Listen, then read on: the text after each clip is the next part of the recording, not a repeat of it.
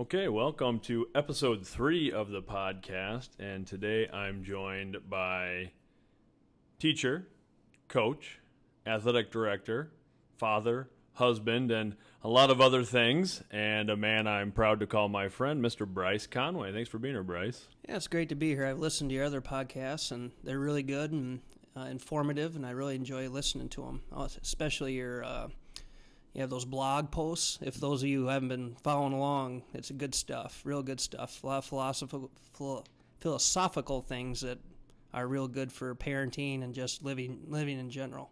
Well, thanks. I appreciate that, and I appreciate you've been real supportive with all the stuff that I've posted. I always say you're kind of second to my mom and kind of the guy rah-rah cheering it all on, so I really appreciate that, man. Sure, yep. So I listed off a few of the things that you do, and I guess I should say I teach at the St. Ansgar Community School District, and you teach at Riceville, which is sort of a neighboring school district.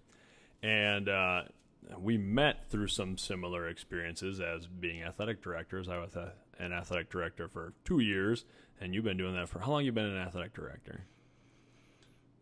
Put me on the spot. I think 10 years. Sometimes it feels like 15 or 20. You know?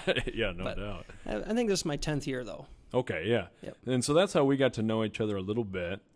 And, so I listed off a handful of the roles that you fill at Riceville. So I guess let's maybe do a little background on how did you get into education to begin with? Well, when I was in high school, sports were a big part of my life, like most kids. And in the back of my mind, I always thought it'd be fun to be that guy. That'd be my PE teacher, you know. Yeah. That'd be a good gig. But really, I went to college. I thought I was going to either be a chiropractor, athletic trainer, or possibly phys ed. Mm-hmm. And, like when I went to College in Cedar Rapids, kind of got away from the chiropractic, and I really thought athletic trainer. And then, sure. Athletic training classes and phys ed classes kind of went along. They're the same part of each of your, what do you call it? Kind of like your core curriculum. Yeah. A lot of the same. They followed the same genre, so to speak. But anyway, after a while, I kind of realized that, I really liked the phys ed part and the teaching, and impacting kids. I think that went back to in the summers I would coach, and I just really enjoyed that part of it and interacting with kids. And so I about my sophomore year of college, probably I decided I was just going to go into phys ed, but I did continue with my athletic training and had a minor in that. Sure.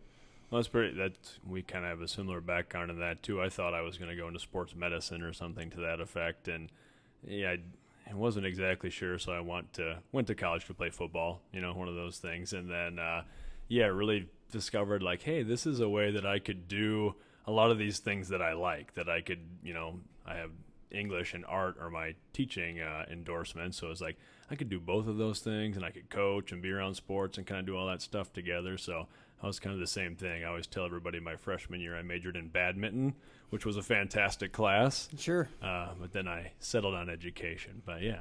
Yep. Absolutely. And with the coaching, you talked about that.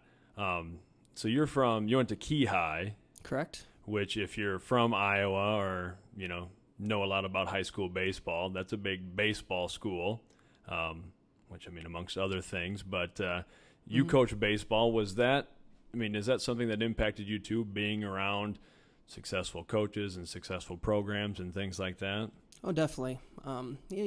As a young, probably about 12, 13-year-old, you see the high school having success and you want to be a part of that, and you kind of feel obligated to put in the time, the effort, the energy to make sure that when you get up there that you follow that tradition.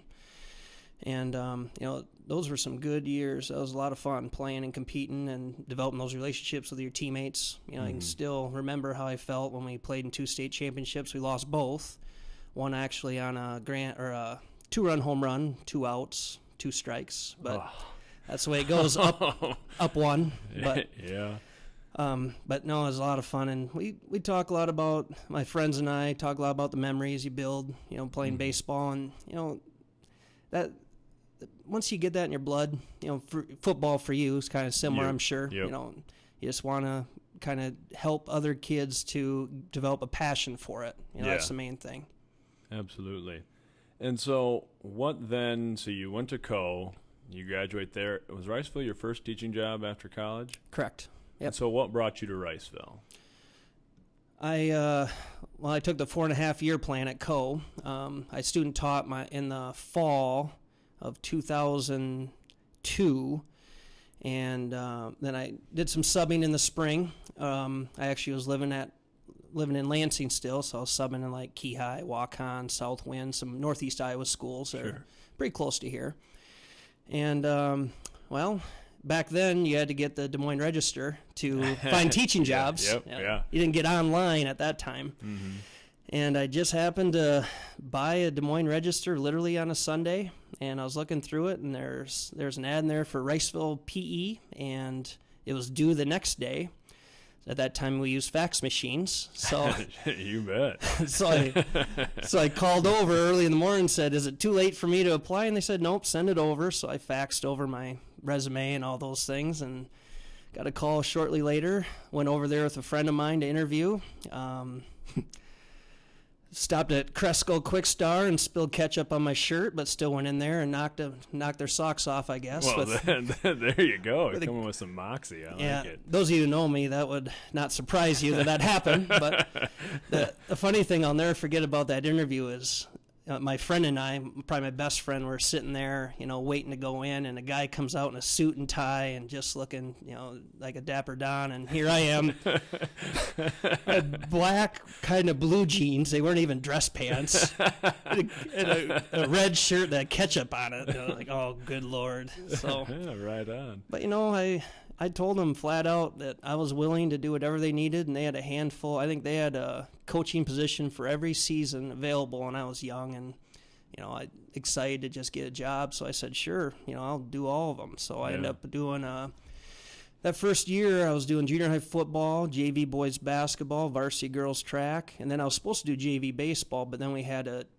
guy end up leaving, and then I did varsity baseball that first year, and I wasn't expecting to do that, but it ended up being a good thing. I was really nervous to start, but ended up doing all right there. But I think every season was fun in its own way, and I was kind of treading water a little bit, trying to learn things. I'm not very football savvy, so at junior high football I knew enough to be dangerous. I knew enough to help them anyway. And JV basketball, I had a good mentor that was a varsity coach as a young guy, and I kind of knew basketball. I played in high school a little bit, but just learned some different things there. And then varsity girls track, my cousin from Southwind is a real good coach for track, so I really picked his brain, and actually that was probably the most successful group that I've had as a coach was in girls track. We had some kids that I couldn't even screw up, so to speak, just kept them healthy, and we had a nice little run there, about 6-7 years of just good kids and hardworking girls, and we did really well, so that was a lot of fun. So a couple of things that I want to revisit on that. So you became the head baseball coach. First year, yep. First year. Actually, the very first day of practice. We I don't really want to go there, but long story short, the coach who was supposed to be there kind of got fired, and then I remember Warren Hackey, who you're the guy. I know Hack, yeah, he was the AD, and he came down and said, "Well, you're the head man." I'm like, "What?" And this is girls track and baseball. They overlap for 2 weeks.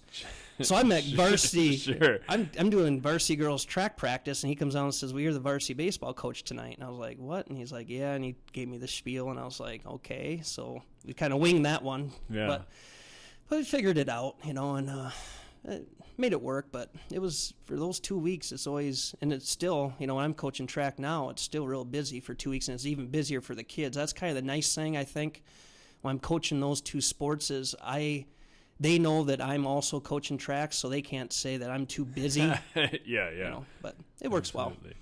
Well, so how do you come in and manage? Because I was named head football coach in my first year, so I was an assistant coach and then became the head coach that winter or whatever. So I was 22 years old, turned 23 before the season. But at the time I thought, I don't really know a lot about this. I played in college, this would be fine. We'll just run things like we did there. And, looking back, I'm like, oh, wow. They should not let a child coach other children. And, I just think of all the mistakes that I made and feeling bad for those kids. So I mean, do you have any feelings like that, or what were some of the things you were trying to focus on or learning from being a head coach that early? Oh yeah, I think that when you're a 23-year-old, my philosophy at that time was I want them to respect me, but they don't necessarily have to like me.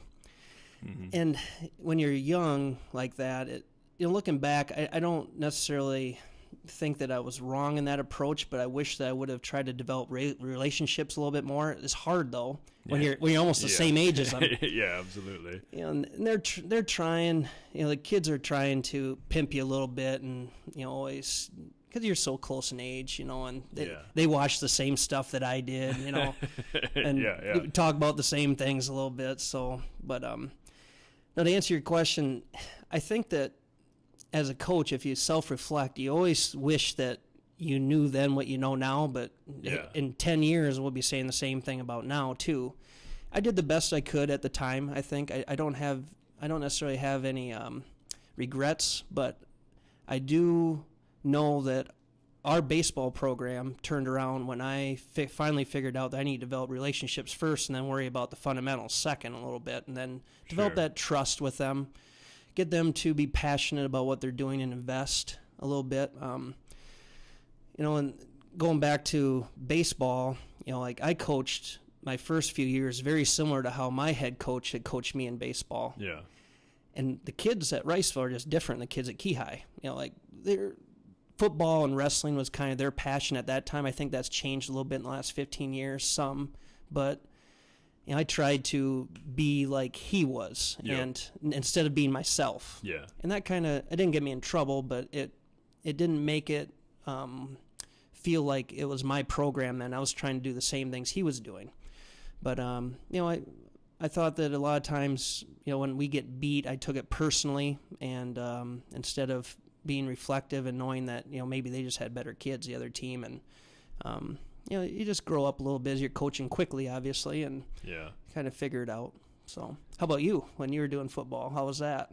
I think the things that I did fairly decent at were sort of the culture things. I mean, trying to come in and establish, wanting kids to be in the weight room, and that we're going to be just a culture of doing things the right way, and on and off the field, in the classroom, those sorts of things. And I think I did an okay job with some of those things. I mean, I think those were the things that always meant the most to me when I was playing in high school and college. And, I always sort of liked that role of being like the captain and those sorts of things. So I think I did okay at some of that stuff. And there's still some kids, from those first couple groups I'm really, close with and still talk to, and, guys who went on to become teachers and coaches too, and those sorts of things. I think I was really, really bad at the X's and O's for high school, and I think I was really bad at calling plays and those sorts of things. I mean, and that's not to be self-deprecating. I was really bad at it. Mm-hmm.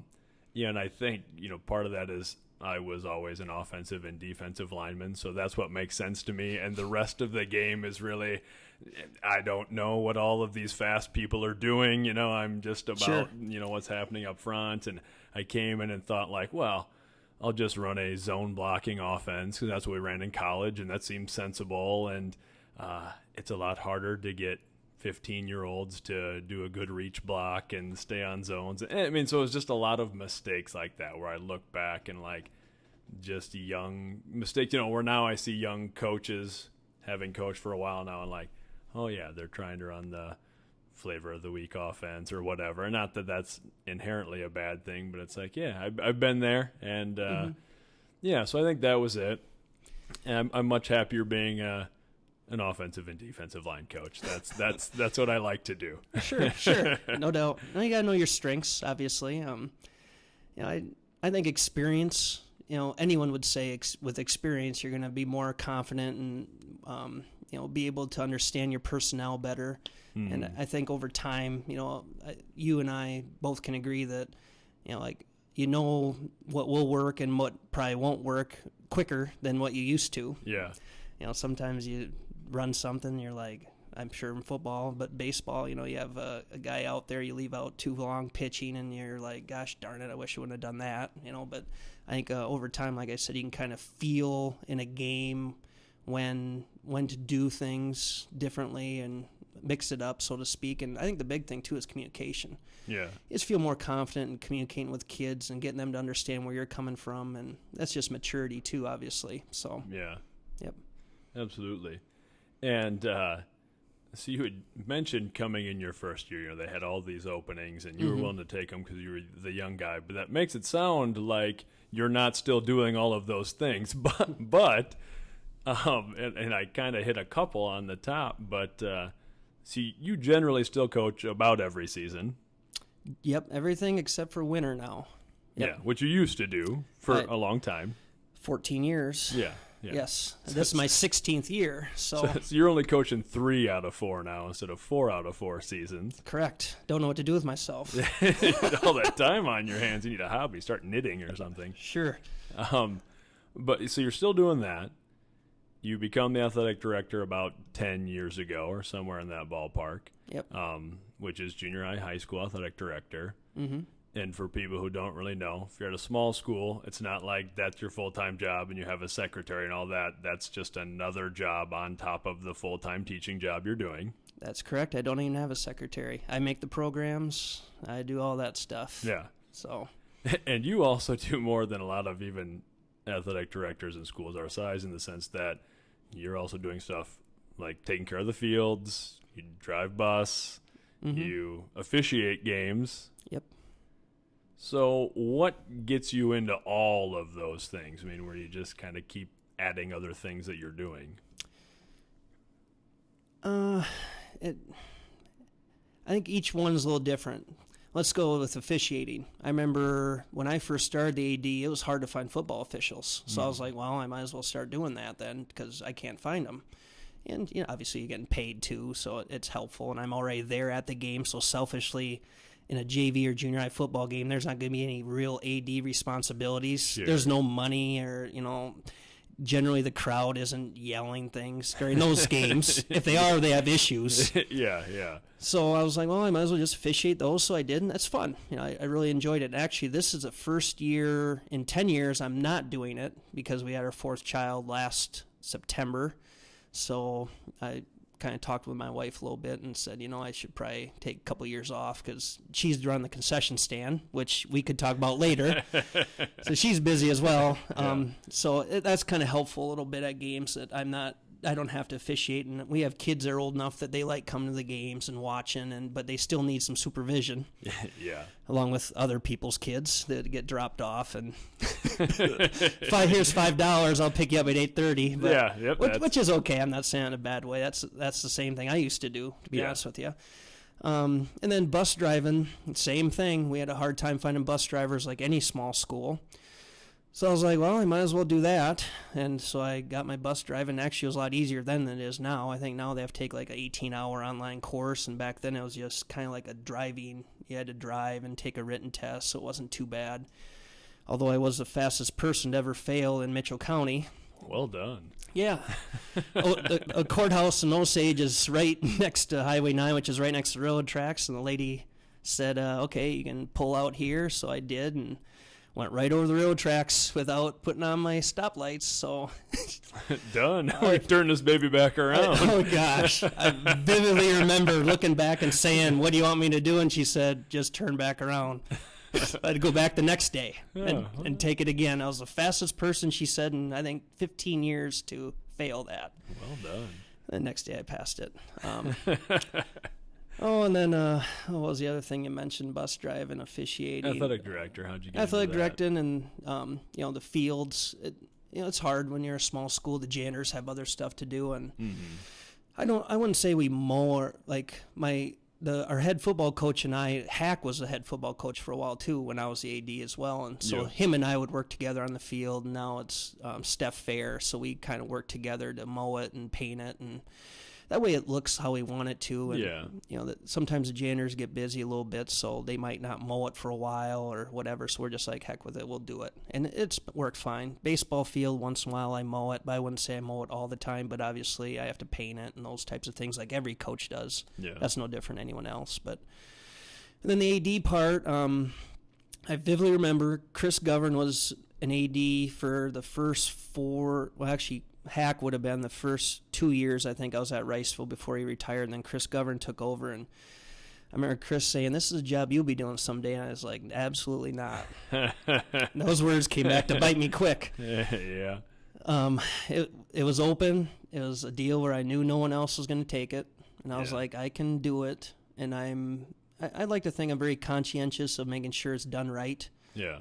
And well, you remember this, that first year or two, you're just trying to keep your head above water. Oh, no doubt. Every week, Yeah. every day. And actually this year I kind of felt the same way when you had our 4th child.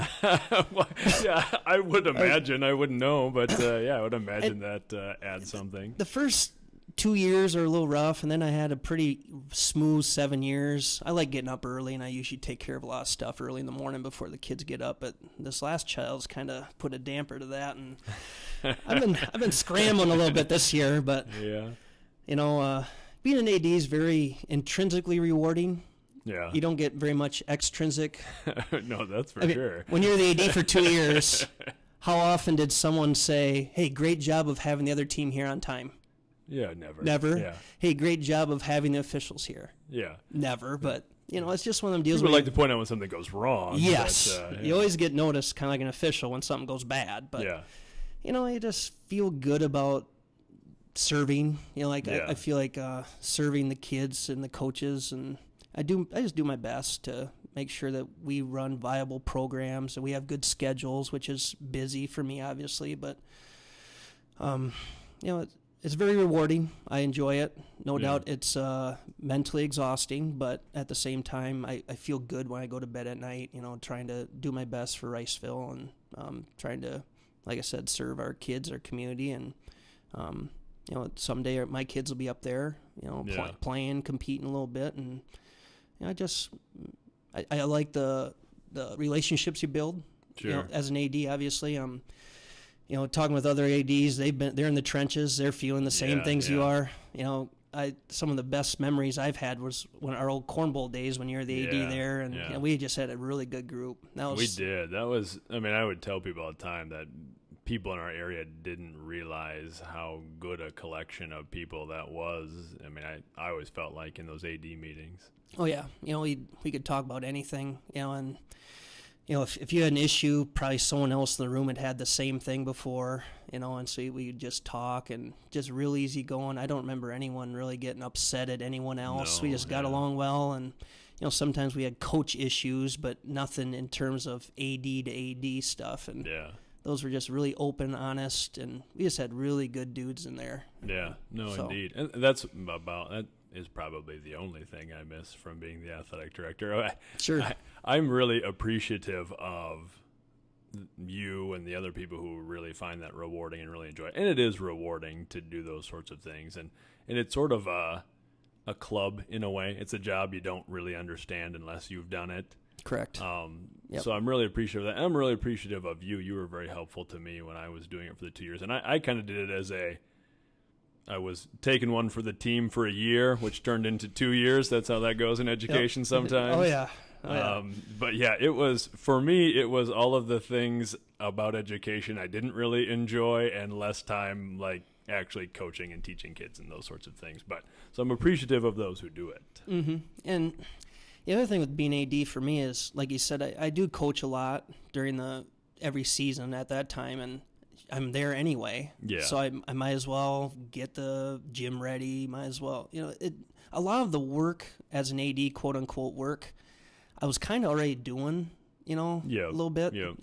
So the responsibilities besides the scheduling and some other parent things that you deal with, like I was already doing it anyway. So it just made sense. However, if anyone from Riceville is listening to this and they want to be the athletic director, go ahead. I would give it up if you want to.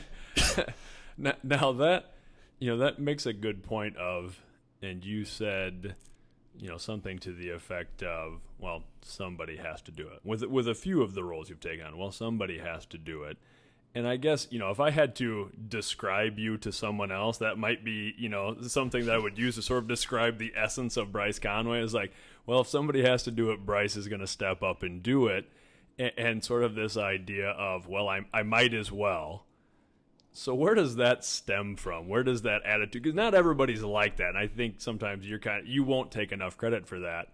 But not everybody's want to be like, well, somebody's got to do it, so I'm going to be the guy. Sure. That reminds me of how I became the conference czar of the Iowa Star Conference 2 years ago. Somebody's got to. Everybody turns to look at Bryce. Brand new. Bryce was brand new to that conference, and the guy retired. Yeah. And the crickets were in the room when everyone's like, "Who's going to do it?" And I was like, I will if no one else will, but I really don't want to. And then 2 years later, still doing it. And at the end of every year, I've said, well, the last 2 years anyway, if anyone wants to do this, go ahead. No one raises their hand.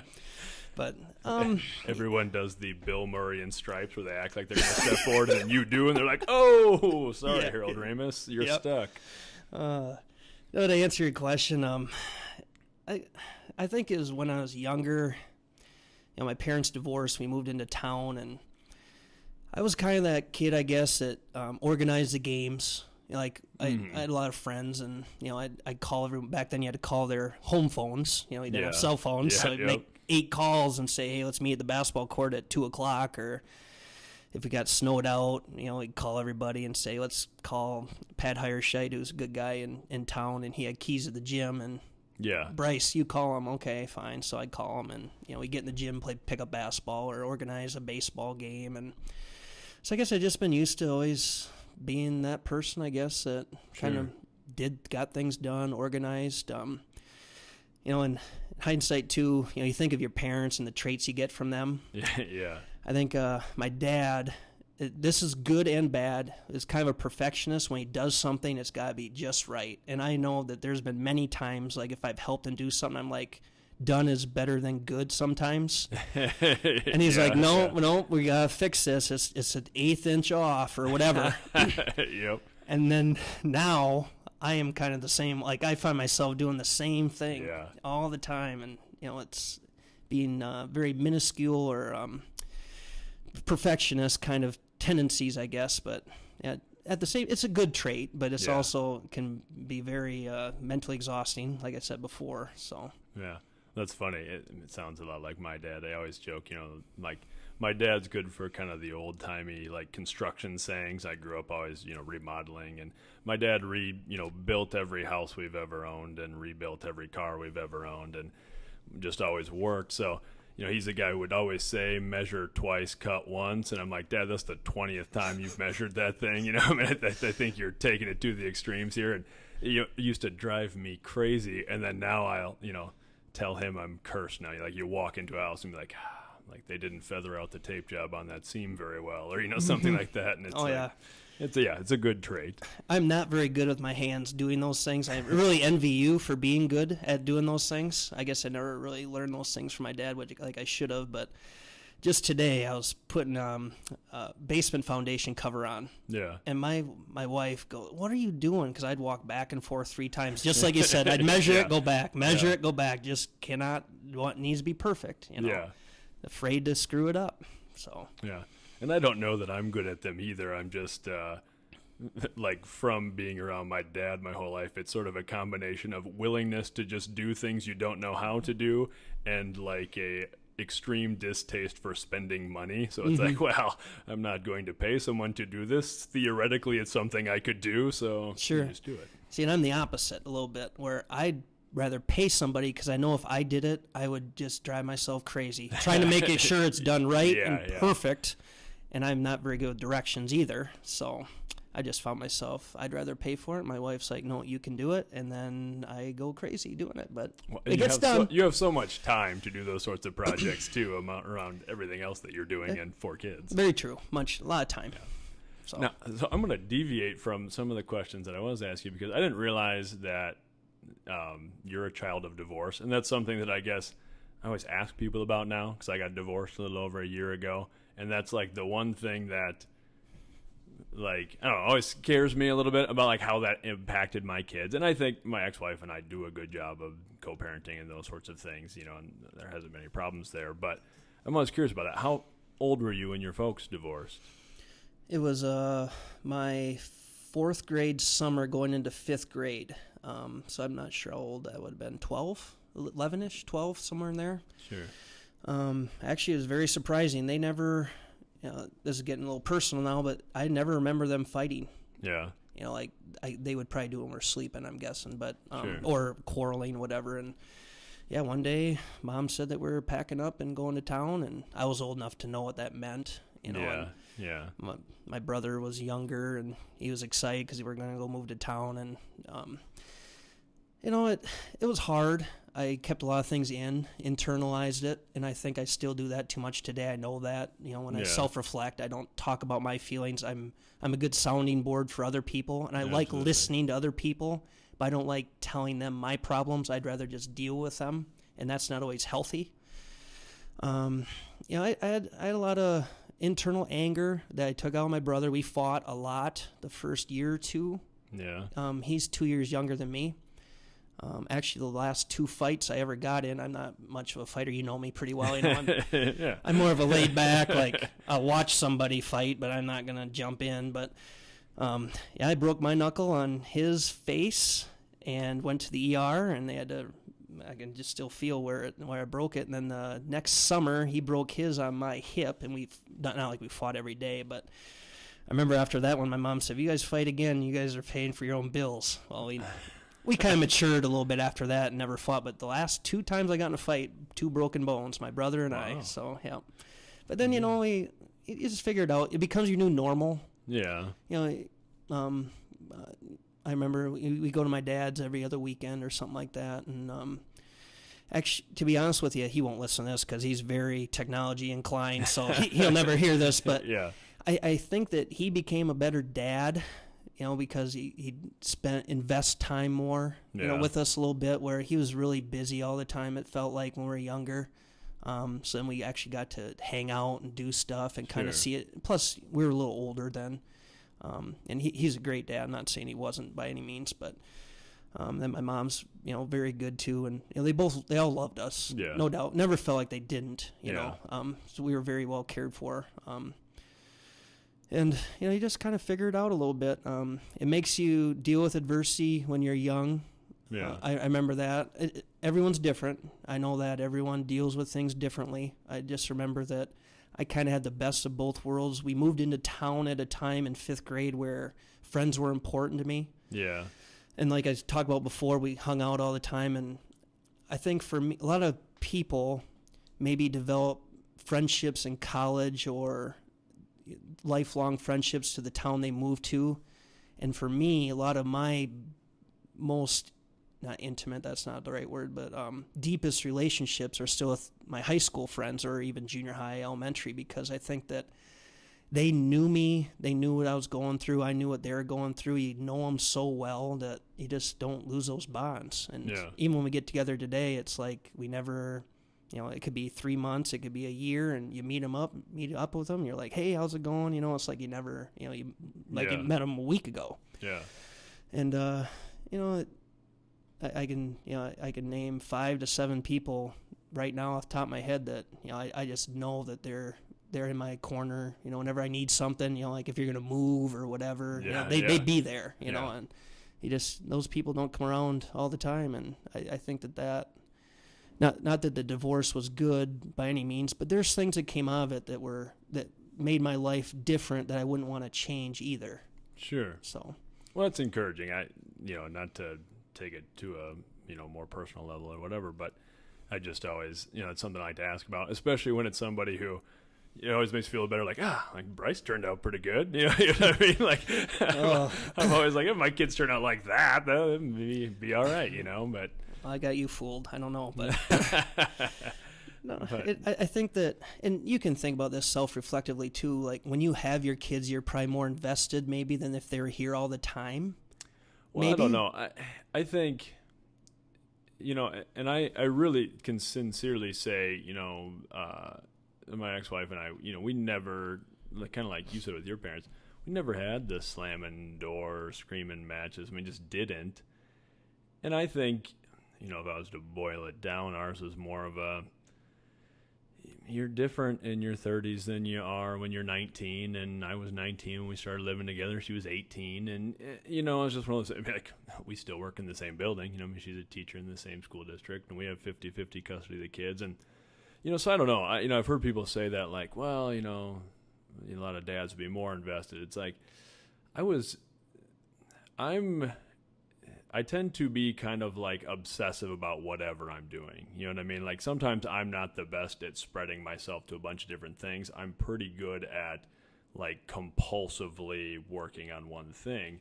And I think when we had our kids, I tend to be 100% all in on them, which I'd like to think is good. Mm-hmm. But if I'm being honest, sometimes to the neglect of my then wife, where I was all in on the kids, So, I don't know that I'm more invested with them now.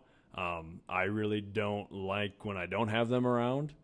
But I'd like to think, hopefully, ultimately, it'll wind up being a good thing. And like I said, we're still at all their stuff together, all that sort of thing. But, I don't know. It's just an interesting thing that I'm sort of curious about now, how other people reacted to it when they were young. And I'm always kind of, they're so young that, sometimes they don't verbalize what they're thinking, or, it's hard to get them to really articulate that. But sure.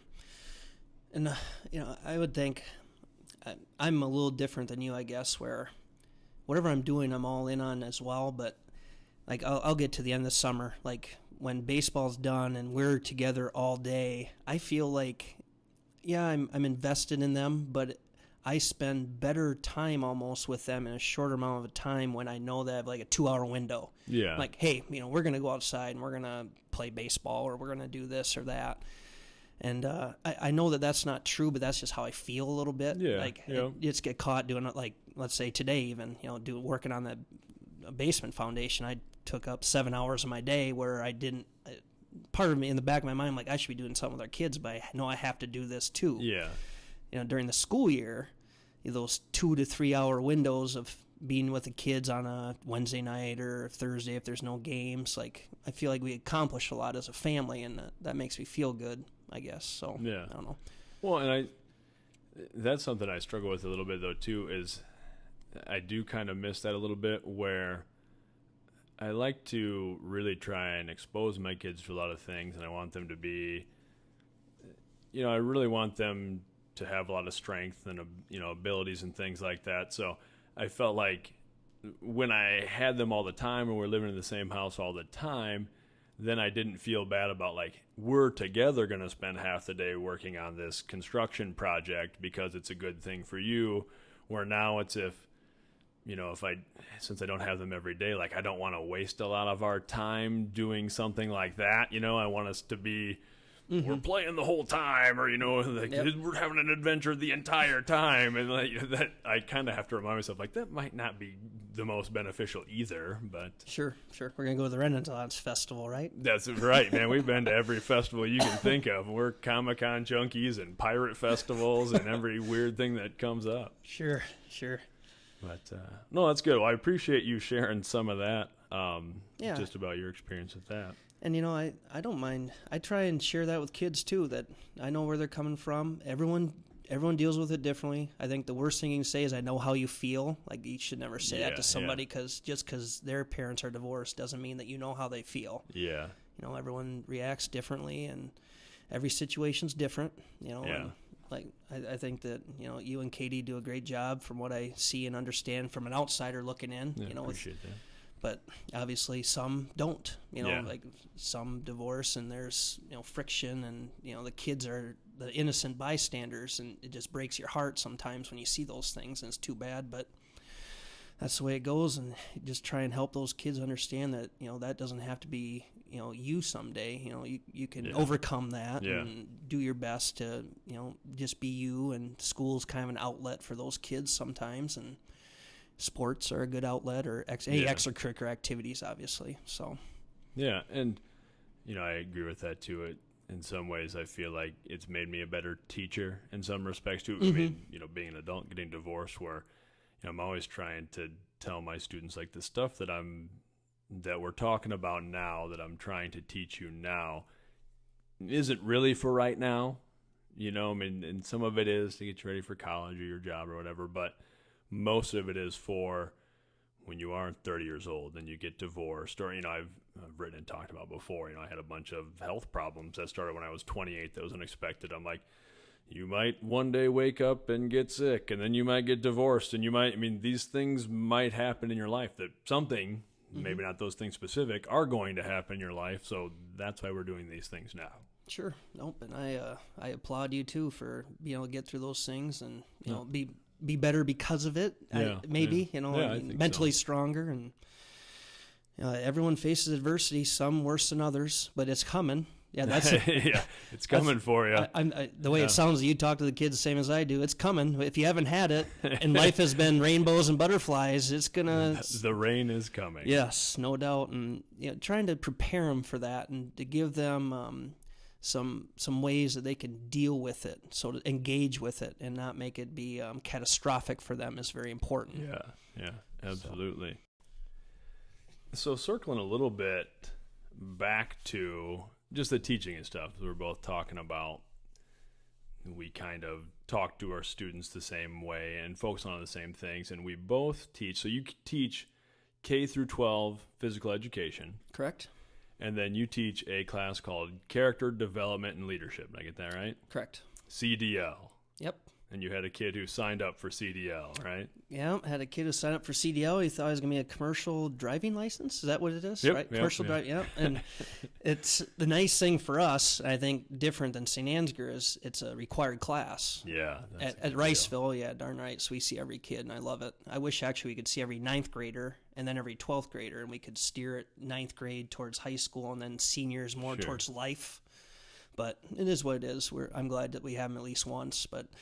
Yeah, that young man came in this year, and he was surprised. He was ready. He's going to be backing up a semi and getting ready to go, man. One of those kids, he was excited for it. But he's like, I'm going to get an A in this class. Oh, yeah, and actually they almost do. Just if you're breathing and you're participating, that's just the truth. There's a lot of reflection, and the assignments are pretty easy. And it's a lot of everything's in your mind. You don't have to research anything in our class. I don't know how yours is, but well, and we do, and that's I guess talk a little bit about. So I teach a course too called Character and Leadership, and just some differences. So yours is freshmen, all freshmen take it. No, ours is upper level, juniors or seniors. Okay, gotcha. And that's what mine is too. Mine is juniors to seniors. And mine's an elective though, so it's not required. Mm-hmm. So how do you get every student through there? Are they taking it for a semester? Is it a year course? Semester. We were on trimesters, where it was one trimester, and actually I like the semester better. Less time daily, but at the same time we have them longer, I guess. So I think it'll be better. Actually, this is our first year going back to semesters since we started Character Development Leadership, I believe, 3 years ago. This is our 4th year, so it's kind of a little bit new with our setup where 18 weeks instead of 12, but like I said, I think it'll be better in the long run. We get through more information a little bit. So. And you're working from an established curriculum, right? I mean, that's sort of your starting point. I know you go off and do other things. But I forget who created it. It's really good stuff. The setup would be each week there's a word, character word that you talk about, define it, do some quotes with it. There's a book reading from people who have lived that word. Like, let's say the first word, I believe, was attitude that we did. You read a passage or whatever, probably about 7 to 8 pages about someone, guy or girl, and then answer some questions about it, talk about it. There's a movie that goes along with it each week that you don't watch the whole movie, but you watch bits and pieces of it. Like for attitude, it was Cinderella Man. I believe. Great movie. And indeed. Actually, some of the movies we do watch most of, like that one we would, Rudy. Some kids have, like the movies we grew up with, some of these kids haven't seen them, and I know, it's a travesty. Oh, jeez, it drives you crazy. Like, yeah. what? But I don't know if they watch movies much anymore. But anyway, I don't know, like integrity is a word, courage, responsibility, respect, perseverance, accountability, and there's more than that, obviously. But I believe there's actually 18 of them, including character is week 17, then leadership is week 18. In my experiences, I've covered about 10 to 12, and then from there I give groups of 2 to 3, depends on the size of the class, and then they pick a word, and each word gets covered, and then they present it to the class instead of just me doing it. Sure. And then they get creative, they do PowerPoint or whatever they want to, and then they're supposed to actually read about that person, whoever it was that week, and then they present the information to the group, and they get great on that, obviously. But that way we cover all the words in a shorter amount of time. And then along with that, we read Man's Search for Meaning from Viktor Frankl, which is an incredible book, trying to help kids, understand their why are they here. It's about a survivor of the Holocaust, a Jewish man, and it's crazy and it's intense reading.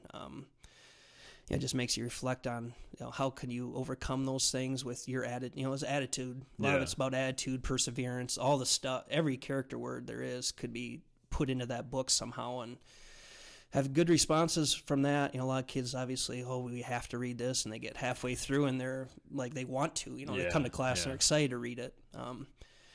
And then another one that we do is actually a mutual friend of ours, Ethan Miller, 6 Keys to Leading with Intention.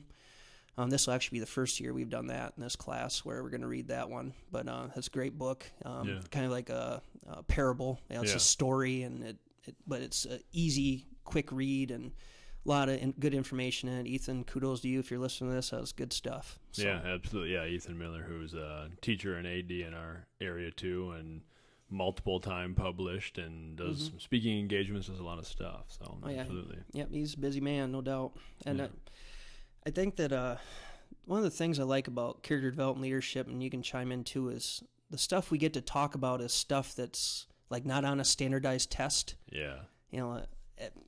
The perseverance, the accountability, responsibility, trying to get kids to understand what that looks like. Yeah. Instead of just, it's a word, it's an action, putting it into your life, giving them resources, I guess, to think about themselves and how they can be better, because everyone can be better. I'm no different than everyone else. I try to put my best foot forward every day, and some days I do well, and some days I say I need to do this better, but just trying to get kids to understand that it matters. Their character matters, and how they perceive things matters, and get them to think for themselves. A lot of great stuff, and every day is different in that class, and I really like that part of it. And you never know where your conversations are going to go. Yeah. I think, on our last podcast, actually, this is the second time we've done this. The audience didn't know that part. Yeah, I'll let you talk about that. Go ahead. Yeah, we got together and recorded 2 weeks ago. 2 weeks ago, and it went fine.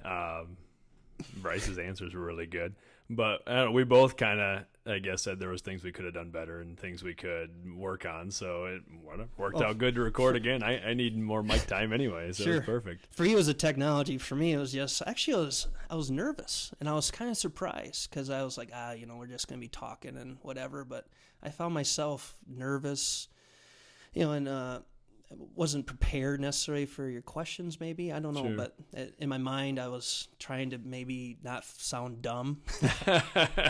Well, but you have a low bar. I'm the other guy talking. That's what I always say when I re-listen. I re-listen to the interviews once. The stuff that I record just on my own, that's like the audio companion for the blog, I don't even listen to it. I record it, and I'll listen to the first couple of seconds, like, okay, it recorded, and then I just put it out there. These I listen to make sure, both of our mic volumes and, both track volumes are good. But I always really enjoy 50% of the the episode, because I like re-listening to the guest answers. I don't like listening to myself talk. Then people will be like, well, you have like a deep voice and stuff. I'm like, well, yeah, but it's not like a Morgan Freeman like documentary narration voice. It's like the jock's best friend in a teen movie, you know? Like, not even the quarterback who's the center of attention, like his dumb lineman friend. That's what I sound like, and I realize that. Sure.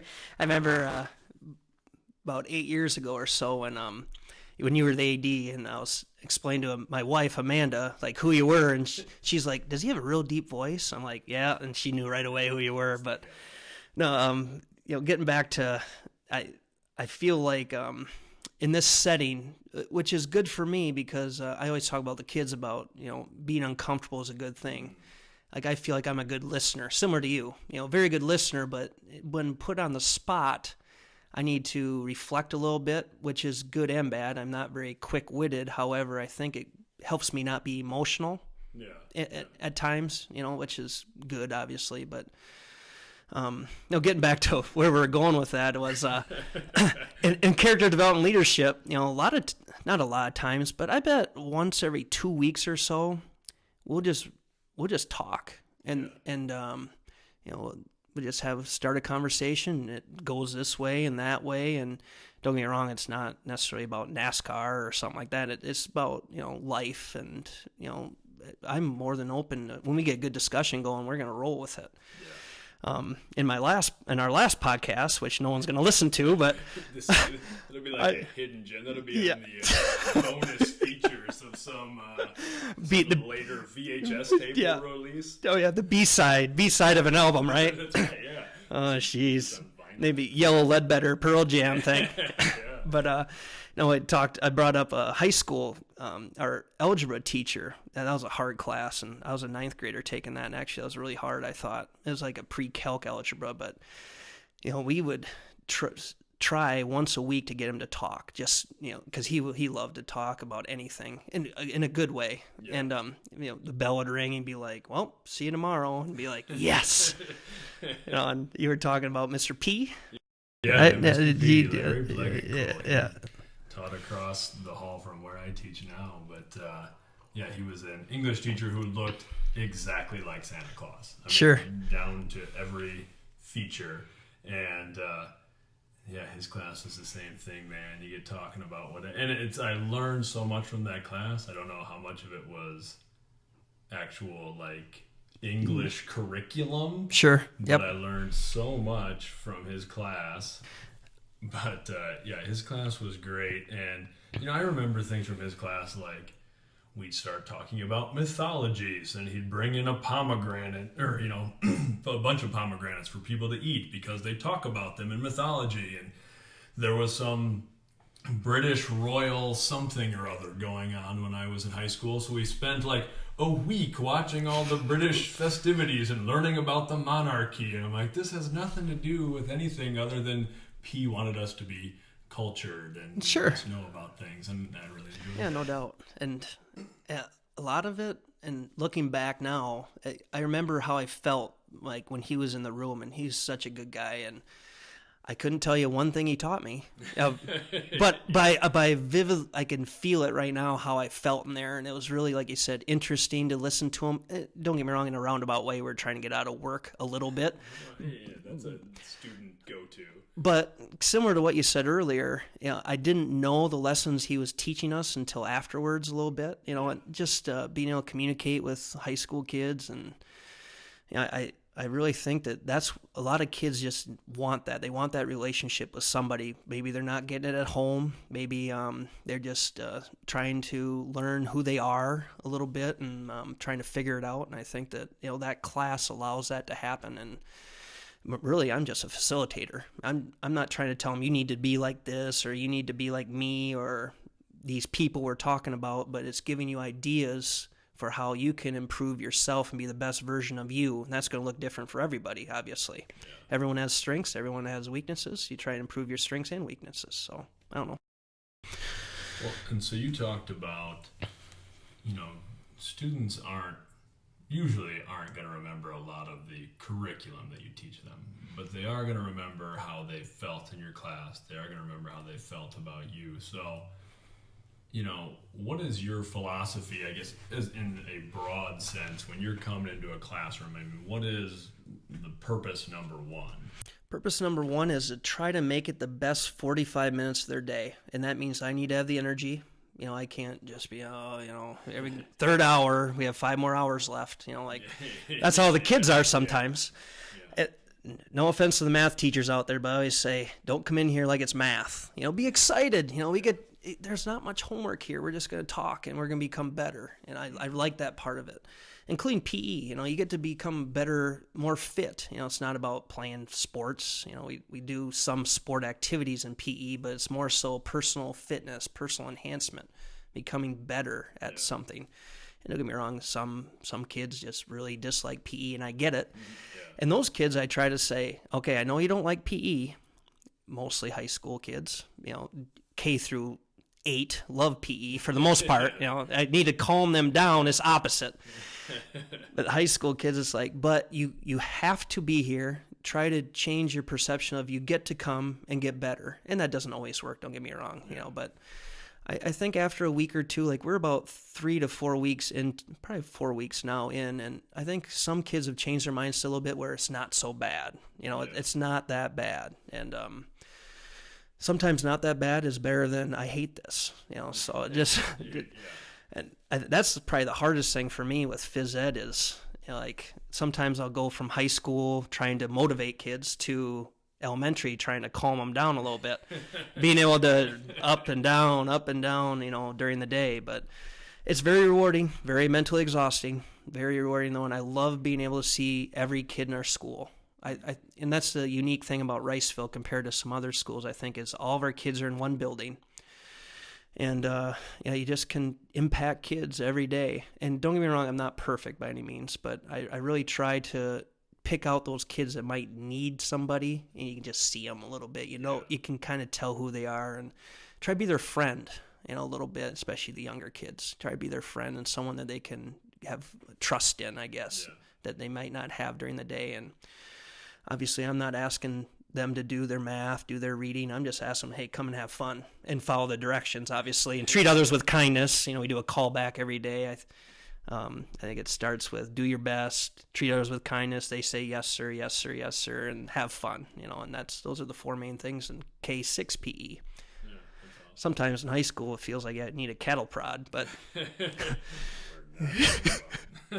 wow. I think by now, like I said, we have a routine. Kids know what to expect. Everything's written on the board. They come in, they know that what we're going to do, and I try to make it fun, and I try not to pigeonhole kids and say you have to play basketball. I try and give them options. And then when you give kids options, then they take ownership a little bit of what they're doing, and then it's not so bad. Walking is always an option, and obviously more people need to be physically active in our...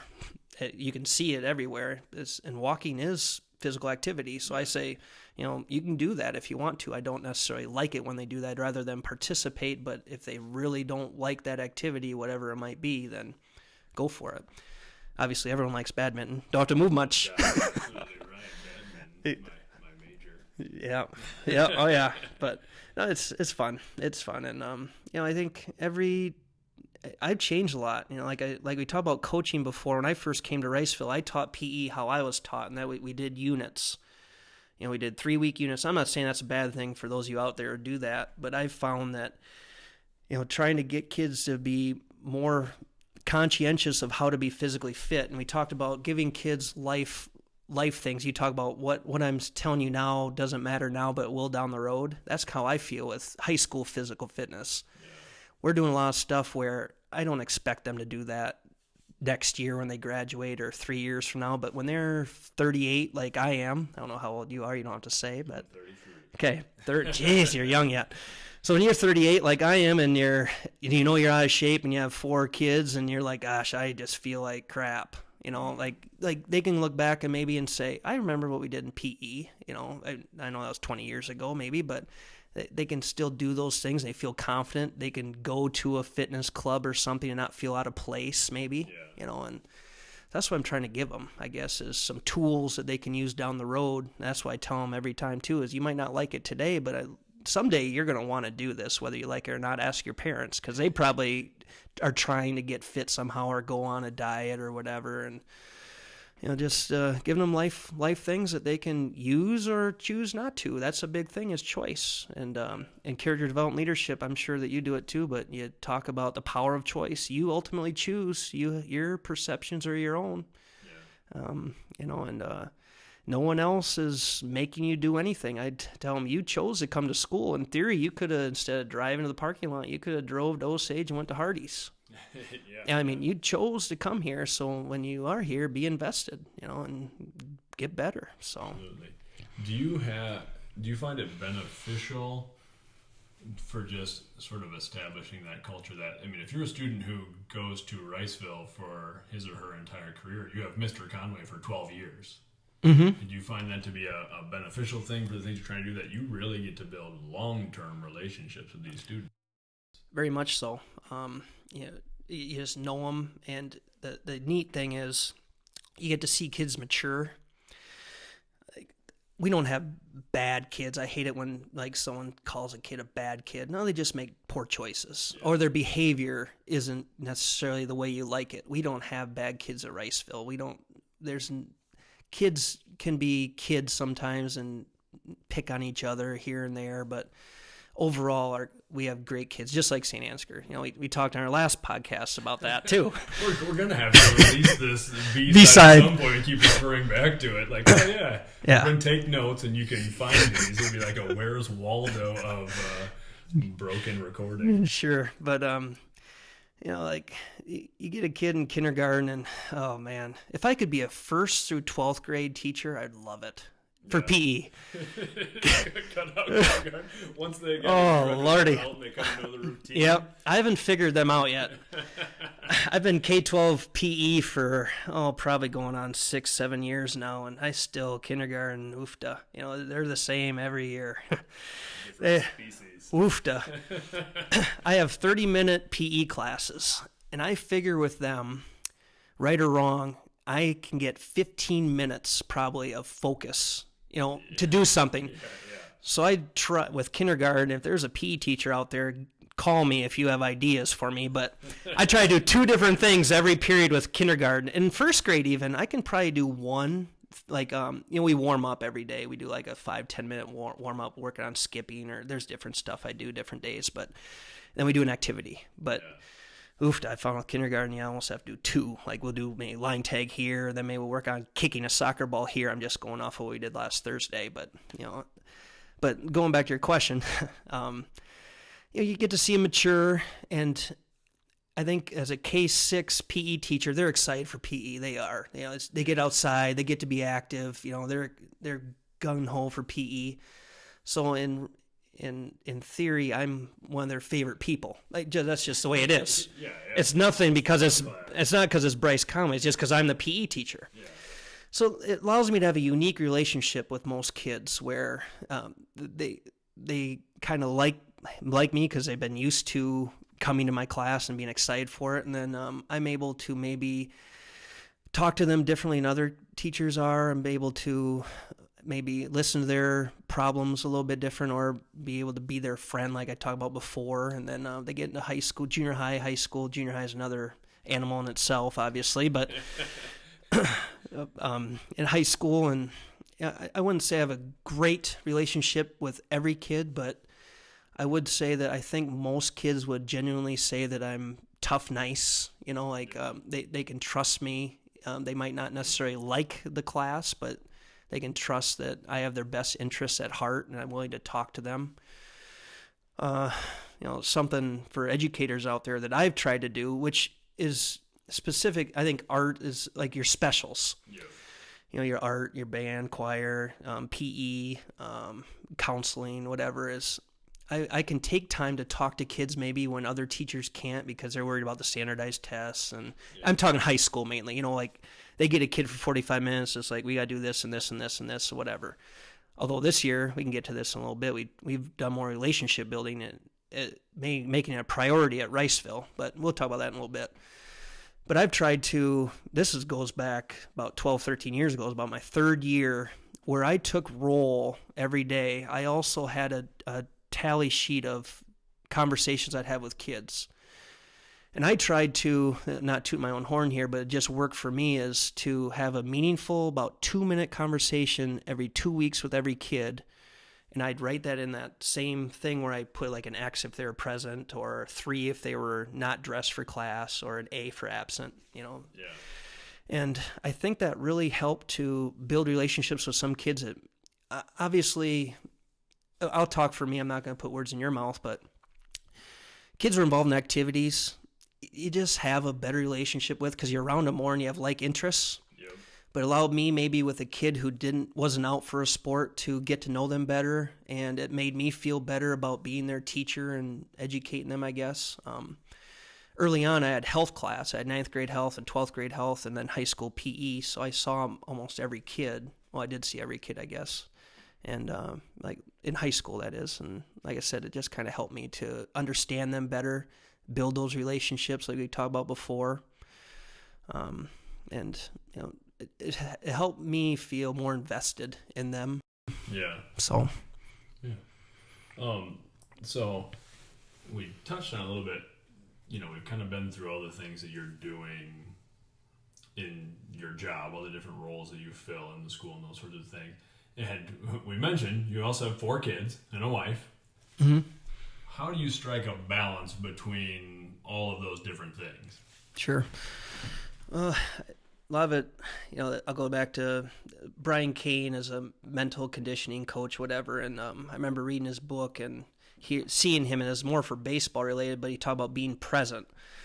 And that kind of hit me like right in the gut a little bit about, I used to try to, you know, when I was doing one thing, I was thinking about another. And, you know, if I was at work, I was thinking about I should be home and this and that. But I've really tried to, whatever I'm doing, I'm trying to be fully invested in it. Like if I'm, like you're talking about, coaching baseball, and this is the same thing I tell my kids too. Like when you come to practice, you're invested right now. You're not thinking about the science test you might have or your girlfriend breaking up with you or whatever. Like right now, your mind is here, and that's what I try to do too every day. Then, like I talked about before, when I'm with my kids and family, I'm trying to be invested the best I can. I catch myself sometimes like being on my cell phone a little bit, where I have to put it away and say, you know, catch yourself doing that and be invested with your time, I guess. But it's tough, no doubt, especially, you know, like this coming week, let's say, for me, tomorrow night we have home volleyball.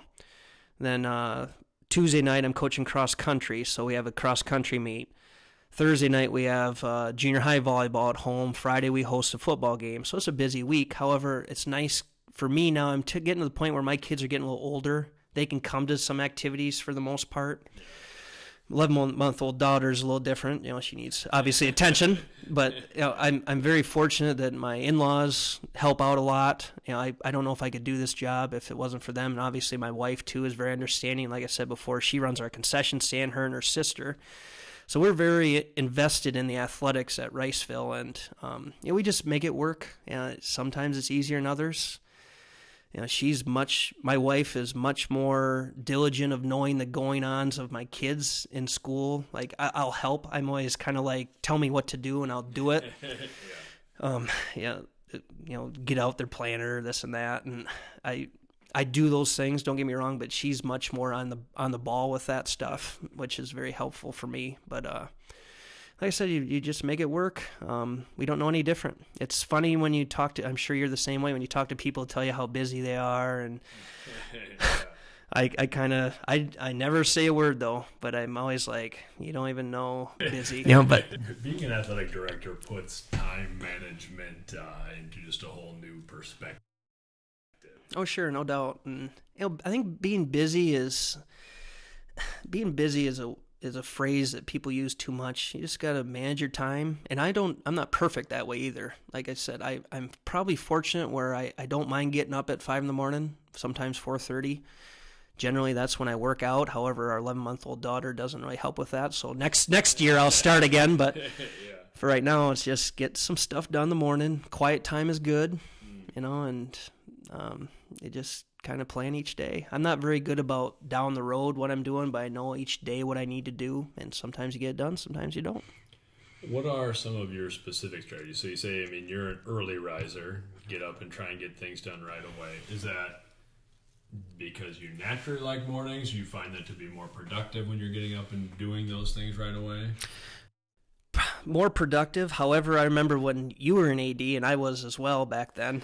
I was the opposite. I'd stay up late. I'd stay up till 12:30, 1 o'clock, and I never really needed much sleep. Although now I'm finding out I need a little more. I'm getting older, I guess. But at the quiet time, when you have 4 kids, it's kind of nice when Everyone is gone to bed. Yes. Well, everyone's still sleeping in the morning, usually, hopefully, but. Other than that, I have we have good coaches at Riceville. They help me out a lot, keep me on the ball sometimes. Sometimes you need reminders of things where I'm like, thank you. You just miss some things here and there. Small things can be big things, and obviously, this is my 10th year being AD, so you kind of get a routine. You know what needs to be done. Although the first football game every year is chaos because there's always something that you forgot that you should have done. I'm not really a list person. Yeah. I'm more of in my mind, I know what I need to do. Which if I'm ever gone for something, that's not a good thing because I always forget and I have to call that person or text them and say, whoever's filling in for me, hey, I forgot to tell you this or that. But I don't know. Like I said, I just try and be the best I can be every day. So that's good. Yeah. So with all of this, I always try to. Part of the reason that I like to do this podcast is I find a lot of people around me inspiring with the things that they do, or things that I want to learn from other people. What are some things when you're going in and you're wanting to be your best every day and you're focused on making the best 45 minutes of the day for your students? What are some things that inspire you or people inspire you or any of those sorts of things? I think it's just when kids walk into your room or in the gym for me or whatever, is trying to impact them, trying to each day give them a nugget, something that they can take with them to make them better or make their day go better. I hate the term and stole this from Ethan Miller actually, and it makes total sense. Is you don't have good days or bad days. You have good moments and bad moments, and trying to help kids understand that part of it is important. To help them deal with adversity here and there. And that same in PE. I talk about that a lot in PE time. If something happens, and our high school kids are pretty good about that, but a lot of times junior high, elementary, to me, those grades for me anyway, and this is just my philosophy, it's half of teaching them how to be physically fit and and eat well and those types of things, but it's also helping them to understand what a good sport looks like, how to deal with losses, how to be a good winner, and those little fine things are important down the road when they get in high school, because obviously, if you're participating in a sport, there's a chance you're going to lose, and trying to help them, encourage them to be the best they can be and be a good teammate, be a good classmate. And what that looks like, how it doesn't look like, and call them out on it when they're not, and I don't know, just trying to help them more than anything. And like I said, I'm not perfect either, and I'm just trying to make a difference, impact. So. Yeah. Well, that's about an hour and 12 minutes, and I kind of went through my list of things I wanted to ask you. Got anything else? Oh, I guess more than anything, it's, being an educator is very, very worthwhile. I think that you'd probably agree. The thing I like most about it is every day is different. When you go to school, you don't know what's going to happen, how it's going to go. There's always, especially with terms of athletic director and PE and stuff like that, and how the day is going to go, and you never know where it's going to take you. And I think that makes it rewarding, fun, mentally exhausting, a lot of things in one, and I wouldn't change it for anything. And I guess a lot of teachers, maybe at Riceville, I'm sure St. Ansgar's different, but they get their IPER thing every month or every year, and they're like, 10 years till retirement. Yeah. And I'm like, I like it. I love teaching and being with kids, and I wouldn't change it for anything. And like I said before, we have great kids at Riceville, very similar to St. Ansgar. Respectful, treat others with kindness, for the most part. Obviously, you have some ding-dongs here and there that need to get steered in the right direction once in a while, but it's a very rewarding gig. Wouldn't change it. I agree. Best job in the world. Yes. Well, I sure appreciate it, man. I appreciate coming on for part two of our podcast. And anyway, I really appreciate it, man. Appreciate your friendship. Appreciate you coming on talking about things. So thanks a lot. Yeah, thanks for having me. You got a good thing going here. Like I said, if this is your first listen to Luke Nielsen, you should check out his blog and all that stuff. It's great. When I read it, I'm like, gosh, that makes total sense. And how you tie in the philosophical things to it is really good too. And I just really enjoy everything you put out there. It's very well thought out, and it helps me become a better person. So I appreciate you. Well, thank you. Appreciate it. On that, thanks for listening. We're out of here.